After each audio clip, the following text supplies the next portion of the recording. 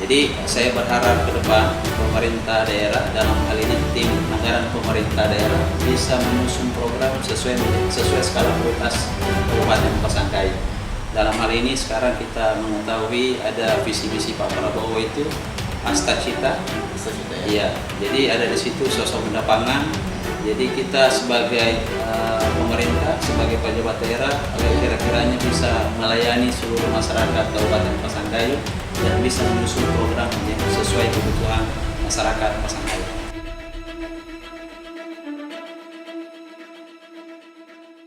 Di episode kali ini kita telah kehadiran tamu dari anggota DPR Kabupaten Pasangkayu, tentunya menjadi tamu spesial karena salah satunya anggota DPR yang telah hadir di undangan kita di podcast di ruang bicara hari ini.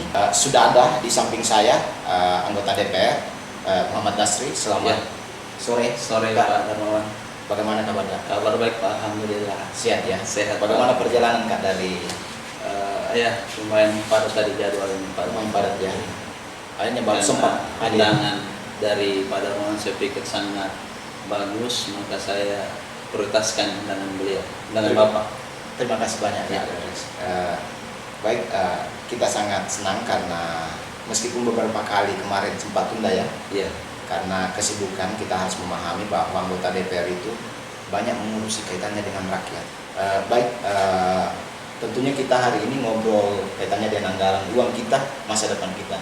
Iya. Ya, kita tahu bahwa di DPR itu membahas kaitannya dengan anggaran. Bisa tidak diberikan gambaran seperti apa sih itu proses penganggaran di DPR sehingga sampai disetujui? Silakan. Ya, terima kasih Pak Darmawan. Pertama-tama saya ucapkan Assalamualaikum warahmatullahi wabarakatuh. Selamat sore, salam sejahtera. Saya coba sapa dulu seluruh masyarakat Kabupaten Pasangkayu ya. Karena saya sebagai anggota DPRD Kabupaten Pasangkayu sangat bersyukur diundang secara khusus dari ruang podcast. Semoga anggota DPRD lain dan seluruh pejabat-pejabat berani bicara tentang masa depan Pasangkayu. Ya. Jadi kalau bicara anggaran, alhamdulillah di tahun 2024 ini di bulan Desember itu kita sudah melalui beberapa proses tahapan.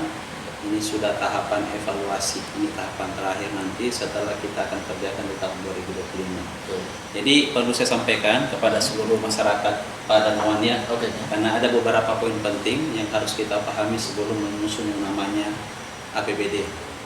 Jadi pertama, penyusunan rencana kerja pemerintah daerah. Jadi ada beberapa tahapannya, yaitu melibatkan masyarakat untuk menyusun, menyampaikan aspirasi pada saat kegiatan musliman dari tingkatan desa. Karena APBD sekarang ini Pak Darmawan beda. Sekarang ini bottom up. Jadi dari bawah kita tampung aspirasi seluruh masyarakat. Nah, setelah itu ada beberapa poin penting yang harus masyarakat juga ketahui, itu penyusunan kebijakan umum APBD. Dalam hal ini KUA.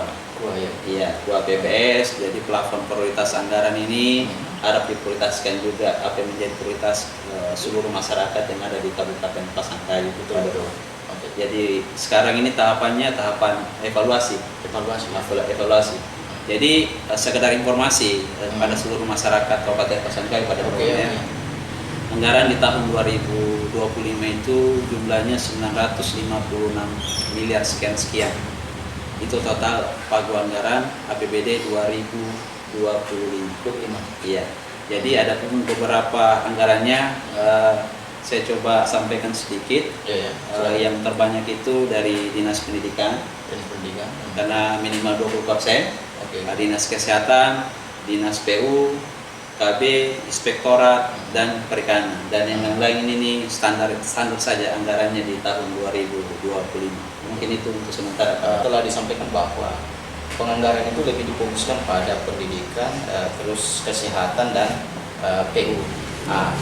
Bisa jadi apa yang telah diterima aspirasi di masyarakat itu bisa saja tidak berkaitan ke beberapa dinas itu. Apakah ini tidak menjadi tantangan sendiri bagi DPR yang sudah menyerap aspirasi pada pelaksanaan reses itu? Seperti apa itu?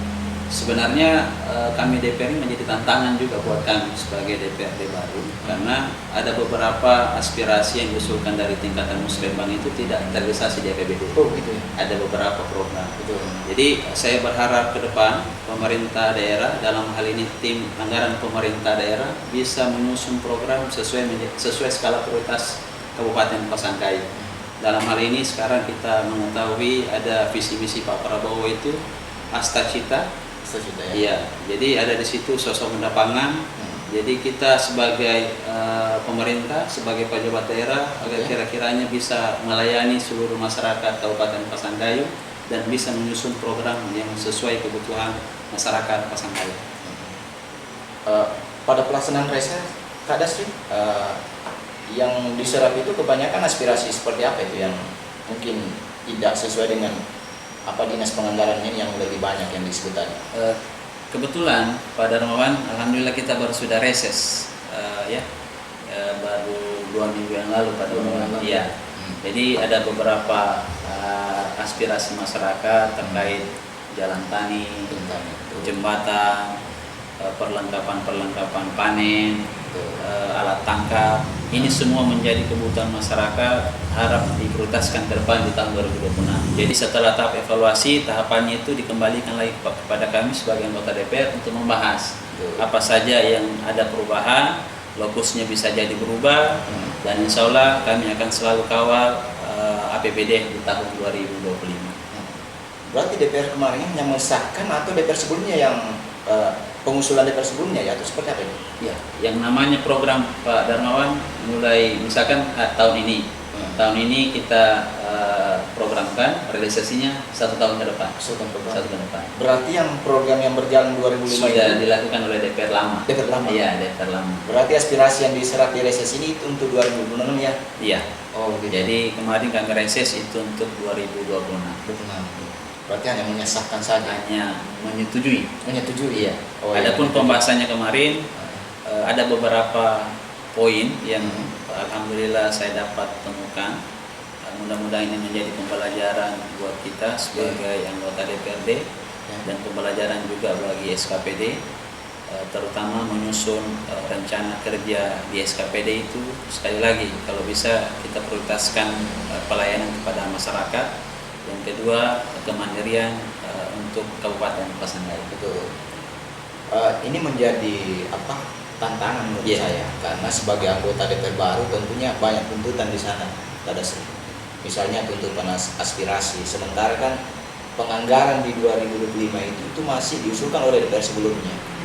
Apakah ini sudah tergambarkan ke masyarakat, terutama di dapilnya Kak Dasri terkait hal ini? Iya. Kemarin di reses kebetulan dari postur APBD itu 830 halaman itu saya bedah baik-baik. Jadi itu saya coba sampaikan kepada masyarakat, terutama di BEM. Jadi ada beberapa pekerjaan yang alhamdulillah terrealisasi di wilayah saya. Lokusnya ada di Kecamatan Arian, Desa Singgani, Parabu, dan Kenanga. Itu akan diperbaiki infrastruktur jalannya. Jadi kebetulan untuk perbaikan jalan di tahun 2025 ini anggarannya 95 miliar sekian, total volumenya 48 km untuk tahun 2025. Iya. Sudah berjalan. Iya. Jadi saya berharap dengan hadirnya ruang podcast ini masyarakat juga bisa mengawasi, bisa melihat apa yang telah dilakukan pemerintah daerah. Karena mata kami sebagai anggota DPR ini hanya 25 orang. Betul. Jadi masyarakat juga harus terlibat langsung mengevaluasi dan mengawasi kerja-kerja pemerintah daerah Kabupaten Pasangkayu. Saya lihat di pemberitaan pelaksanaan reses itu dari beberapa DPR ini, saya lihat Dasri yang terlihat menonjol, maksudnya yang ramai sekali. Kenapa bisa kondisinya seperti itu? Biasa-biasa saja Pak Darmawan. Oh, gitu ya. Alhamdulillah mungkin kecintaan masyarakat sama Dasri mungkin gitu luar biasa. Iya. Soalnya dari beberapa reses ini saya lihat ini yang bahkan muncul di berita itu, saya lihat ratusan lebih, atau memang yang diundang seperti itu Enggak juga sih, saya undangan reses itu resmi 70 orang. 70 orang. 70 orang. Ya alhamdulillah saya turun kemarin 3 kali reses itu enggak pernah kurang dari 150. Luar biasa. Enggak pernah. Malahan yang terakhir saya adakan reses itu kurang lebih 400 orang kayaknya. Itu reses terakhir di Kelurahan Baras. Berarti sempat kewalahan berarti persoalan kursi. Persoalan kursi, sekedar informasi pada orangnya, alhamdulillah saya belum cukup 100 hari, saya sudah cetuskan program kursi untuk dapil saya. Luar biasa. Ya, alhamdulillah sudah jalan. Mantap. Yang kedua, rumah singgah saya sudah ada di Kabupaten Pasangkayu. Rumah singgah. Rumah singgah. Maksudnya rumah singgah Eh, kayak gimana? Ya rumah gratis pada orang. Kalau misalkan Oh, ada biasa. masyarakat yang datang ke Pasangkayu, mau sekedar jalan-jalan 1-2 hari, ada rumah saya di Tanjung Babiai. Pasangkayu. Pasangkayu. 7 Itu kamar kalau- itu. 7 kamar ya. Kalau singgah di situ difasilitasi apa saja? Cuman menginap atau Nginap sama makan. makan minum? Makan minum. Luar Ya, biasa. 1-2 hari tidak apa-apa. Kalau 1 bulan nggak bisa lah. Betul. Jadi hanya 1-2 hari saja. Betul, betul, Tapi betul. yang muhrim ya, yang muhrim. Betul. Jangan dong, ini rumah singgah ini ada setelah dilantik atau sebelum? Alhamdulillah sebelum saya mencalonkan sebagai anggota DPR. Sudah ada rumah singgah. Sudah ada. Sudah mencalonkan? Sebelum saya mencalonkan Sebelum sebagai mencalonkan. anggota DPR. Tapi sudah ada ancang-ancang untuk maju DPR? Tidak ada juga sih. Tidak ada. Tidak ada juga. Niat Belum maju ada. DPR itu kenapa tiba-tiba muncul? Sebenarnya niat maju awalnya ini terus terang pada orangnya saya berpikir siapa lagi yang mau diharapkan ke depan untuk membangun Kabupaten Pasangkayu. Jadi saya punya mimpi, insya Allah Pasangkayu ke depan ini dengan hadirnya sosok Dasri bisa membawa pembaruan buat teman-teman pemuda sebagai role model. Betul. Sebagai role model, minimal Dasri ini menjadi motivasi buat pemuda yang lain. Betul. Jadi insya Allah saya akan mengabdi sepenuh hati untuk Kabupaten Pasangkayu. Luar biasa kalau Iya. saya dengar tadi ini sudah ada rumah singgah, Iya. terus sudah ada kursi untuk masyarakat ketika ada pertemuan ini terobosan sangat luar biasa menurut saya. Sebagai anggota DPR baru yang saat ini sudah mencapai 100 hari kerja ya. Ya sudah 100 hari kerja. 100 hari kerja. Sampai 100 kerja ini apa saja yang telah dilaksanakan oleh Kak Dasri selaku anggota DPR di Kabupaten Pasangkayu? Ya, di luar dari beberapa program kerja-kerja DPR itu saya coba susun. Ada beberapa perda saya coba buat, di antaranya penyelenggaraan bongkar muat, tata niaga, saya akan usulkan nanti menjadi perda inisiatif buat pemerintah daerah. Karena kenapa? Terus terang ada beberapa poin yang harus kita benahi di Kabupaten Pasangkayu di luar postur APBD. Sebenarnya pada orang untuk memperbaiki Pasangkayu ini kita harus lihat dulu dari APBD ini.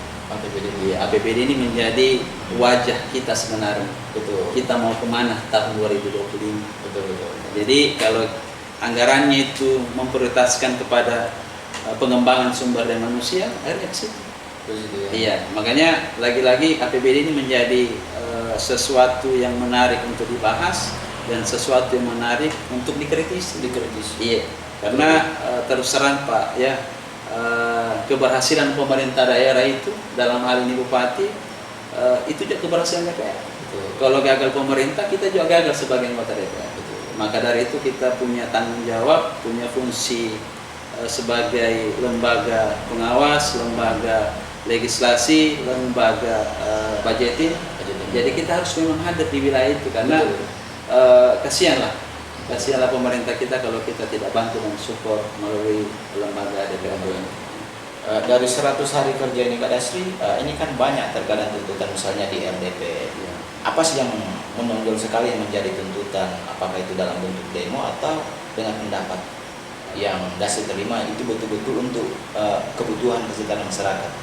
Alhamdulillah pada selama saya di DPR ketika ada demonstrasi saya tidak pernah lupa. Betul. Iya, saya tidak pernah lupa. Luar biasa. Begitupun dengan RDP. Saya Selalu tidak pernah hadir. selalu hadir Betul. dan memberikan saran untuk masyarakat Pasangkayu. Jadi di sini banyak sebenarnya persoalan. Kalau kita di sini dominan kelapa sawit, otomatis bicara tentang perkebunan. Kalau bicara tentang perkebunan berarti bicara tentang tanah. Nah, jadi bicara tentang tanah berarti bicara tentang kawasan. Kawasan. Itu yang banyak persoalan di sini. Makanya pelan-pelan kami perbaiki lah. Betul, betul. Nah, kemarin RDP terakhir ini mengenai BBM. BBM. Mengenai BBM, kelangkaan BBM, saya coba jelaskan kepada masyarakat yang menyampaikan aspirasi. Kalau bisa kita bisa berkolaborasi bersama-sama melihat ini, di mana letak persoalan kenapa bisa langka BBM. Betul. Nah, jadi kami sepakat kemarin bersama DPR dan kepolisian membuat yang namanya Satgas atau Gaku. Iya, supaya kita bisa menyelidiki di mana kesalahan dari SPBU dalam mendistribusikan BBM subsidi. Kalau mau bagus ini penyaluran BBM harus sudah sadar diri kepada seluruh masyarakat Kabupaten Pasangkayu. Yang berhak dapat subsidi ini betul-betul masyarakat yang tidak mampu. Kalau dari kendaraannya ini ya 1.500 cc ke bawah. Yang ke atas ini janganlah. Kasihlah masyarakat yang punya jatah. Iya. Kalau kami sebagai anggota DPR, sebagai pejabat, sekali lagi saya sampaikan ya kepada seluruh masyarakat, khusus kepada pejabat daerah. Iya, kalau kendaraannya 1.500 cc janganlah gunakan itu BBM subsidi. Janganlah, minta tolong karena ini bukan hak kita. Ini hak masyarakat yang sudah dijatah oleh pemerintah pusat. Nah, begitu kalau persoalan BBM, Pak Darmawan. Setelah Kak Dasri berada di dalam lembaga DPR, tentunya menjadi salah satu lembaga yang terhormat. Kira-kira ide apa yang atau apa istilahnya, inovasi apa yang akan dilakukan oleh Dasri sehingga DPR ini bisa menjadi betul-betul lembaga yang dihormati dan disegani? Apa itu yang akan dilakukan Dasri terobosan sebagai anggota DPR baru di parlemen? Pertama, ruang podcast ini harus menjadi media, harus menjadi sarana, harus menjadi sesuatu yang menonjol di Kabupaten Pasangkayu. Karena dunia sekarang, sadar atau tidak sadar, kita sudah dikerumuni sistem digitalisasi. Jadi ruang podcast ini pada orang saya tidak mau sampai di sini, Pak. Iya, harus berlanjut. Kalau bisa tiap minggu kita live lah. Kita live sampaikan program pemerintah yang sudah jalan. Supaya kenapa ya? Supaya pemerintah sadar diri juga. Betul. Sadar diri apa yang telah dikerjakan selama ini. Dan masyarakat juga ikut mengawasi. Iya, ikut mengawasi kerja-kerja pemerintah. Itulah tugas kami sebagai DPR. Itu langkah pertama. Langkah yang kedua saya coba lakukan, insya Allah Pak, pada Darmawan saya mau kumpulkan beberapa anak muda yang berintelektual. Setiap kecamatan saya mau cari 1 orang untuk membedah yang namanya APBD. Nah, setelah itu kita lahirkan rekomendasi yang bagus supaya pemerintah daerah, dalam hal ini tim anggaran pemerintah daerah, sadar kira-kira program apa yang layak dan program apa yang bagus dikerjakan di Kabupaten Pasangkayu. Pelibatan pemuda ini itu dilibatkan dalam posisi apa dia? Di bawah naungan saya nanti. Di bawah naungan saya coba rekrut anak-anak muda 12 orang lah, setiap kecamatan 1 orang. Iya. Saya rekrut, kita sama-sama belajar. Kebetulan saya siapkan ruangan juga sebenarnya di kantor saya untuk anak muda ini kita bedah sama-sama APBD. Karena itu tadi di awal saya bilang APBD ini wajah kita sebenarnya. Mau kemana Pasangkayu ke depan. Kalau kita salah membuat program, otomatis kita juga keliru nanti. Iya, makanya kita harus susun program ini sesuai apa yang dibutuhkan masyarakat. Kalau dalam hal ini muncul program pattern apa ini? Dari bawah. Bukan lagi dari atas ke bawah. Dari bawah ke atas ini. Dari musrembang tingkat desa, musrembang tingkat kecamatan. Kalau kita di DPR reses. Jadi ini harus sadar diri pemerintah juga supaya tidak lagi bahasa masyarakat walaupun kita reses, walaupun kita musrembang menunjukkan aspirasi, tidak ada juga terrealisasi dalam APBD. Ini tamparan keras sebenarnya buat pemerintah. Tamparan keras juga buat anggota DPR. Seharusnya anggota DPR ini mengawal apa yang menjadi hasil dari musrembang itu, dikawal sampai dia berbuah program dalam bentuk postur APBD. Iya. Itu salah satunya pelibatan 12 pemuda itu ya. Iya, muda itu yang punya wawasan luar biasa. Betul. Iya. Itu informasi luar biasa. Saya kira ide ini pelibatan 12 pemuda itu ini adalah terobosan baru. Belum pernah ada, Mbak Dewa. Setahu saya belum pernah ada. Semoga ini bisa terrealisasi di periode pertama Kak Dasri. Kita berharap ini bisa terlaksana. Amin. Sehingga apa yang menjadi tuntutan masyarakat itu bisa benar-benar terawasi. Bukan hanya lembaga DPR, yang mengawal dan mengawasi, tapi pelibatan pemuda, sehingga tidak akan ada permainan di dalamnya dengan pelibatan orang di luar dari lembaga DPR. Ini saya kira ide yang sangat tepat dan perlu untuk disupport. Kadasri, mungkin closing statement, mungkin ada sesuatu yang mau disampaikan sebelum kita akhiri di bincang terkaitan dengan anggaran hari ini. Silakan. Ya, kepada seluruh masyarakat Kabupaten Pasangkayu, sekali lagi terima kasih kepada Podcast. Insya Allah saya akan selalu hadir Pak di ruang podcast ini. Siap. Maka dari itu, karena tema hari ini bicara anggaran, saya perlu sampaikan ya kepada seluruh masyarakat Pasangkayu, postur APBD kita ini di tahun 2025 totalnya 956 miliar. PAD kita di angka 78 miliar. Jadi ketergantungan pada pemerintah pusat sangat tinggi. Jadi kita hanya menyumbang APBD di angka di bawah 10% dari postur APBD yang ada, dana transfer yang besar. Jadi saya berharap semuanya stakeholder yang terlibat, TIPD bisa merencanakan pendapatan asli daerah ini harus ditingkatkan. Banyak hal yang harus dikerjakan. Kalau selama ini saya lihat dari postur APBD hanya menggenjot yang namanya pajak, saya berharap ke depan pemerintah daerah bisa menyusun yang namanya visibilitas tadi, membuat yang namanya perusahaan. Tapi ini betul-betul real. Yang kedua, penyertaan modal kepada BPD. Karena saya lihat di postur APBD kemarin di tahun 2025 penyertaan modal Pemda terhadap BPD di angka 17 miliar. Sedangkan dividen di angka 3 miliar. Jadi solusi terbaik untuk meningkatkan PAD penyertaan modal harap ditingkatkan. Dan yang ketiga saya sampaikan kepada seluruh SKPD. Saya berharap di tahun 2025 nanti untuk penganggaran 2026 jangan coba main-main. Jangan sekali coba main-main menyusun program yang tidak tepat sasaran. Karena saya atas nama anggota DPR insya Allah akan selalu mengawasi dan insya Allah akan selalu melihat dan insya Allah akan selalu mengkritiki. Karena kenapa? Sekali lagi, wajah APBD adalah wajah masa depan kita. Kalau APBD disusun dengan rapi, disusun dengan baik dan tepat sasaran, yakin dan percaya masyarakat Pasangkayu akan lebih sejahtera. Mungkin begitu Pak Darmo ya. Terima kasih atas kesempatannya. Ya. Oke, baiklah, itulah tadi closing statement dari Kak Dewan Dasri, Muhammad Dasri. Semoga apa yang telah disampaikan tadi ini menjadi informasi yang sangat baik, yang tentunya bisa menjadi bahan kita atau bekal kita yang mungkin belum kita ketahui berkaitan dengan kerja-kerja yang telah dilaksanakan oleh anggota DPR Kabupaten Pasangkayu. Demikian atas perbincangan kita di ruang bicara podcast Pasangkayu. Nantikan kita akan bertemu lagi di episode berikutnya dengan tema yang berbeda.